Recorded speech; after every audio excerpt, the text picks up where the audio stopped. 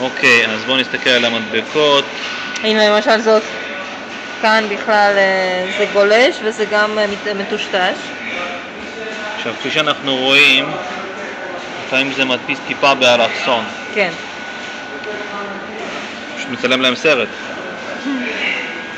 עכשיו, אם אנחנו נסתכל, היו פה גם מקומות שבהם מדבקה לא התחילה באותו מקום, לא כל שורה התחילה באותו מקום, למשל כמו כאן.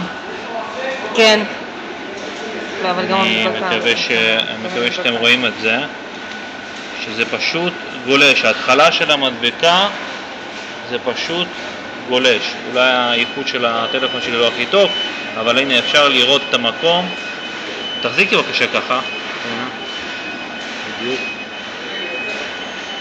אני רוצה להראות את זה, זה פשוט איפשהו כאן באזור הזה,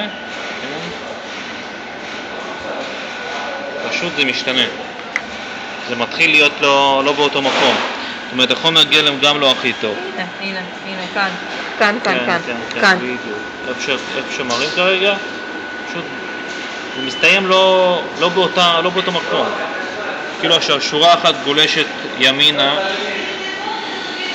אז זה ממש מפריע לנו להדפיס וצריך למצוא לזה פתרון. זה הקודם. ולפעמים נתחיל להדפיס טיפה יותר למעלה, טיפה יותר למטה, כמו פה. הנה. כאן. כן, בהתחלה זה לוקח לו זמן למצוא את הכיוון, למצוא את המקום מדויק של המדפס, של הכיתובים על המדבקה, של הברקוד על המדבקה. קיצור, צריך לטפל בזה. כאן.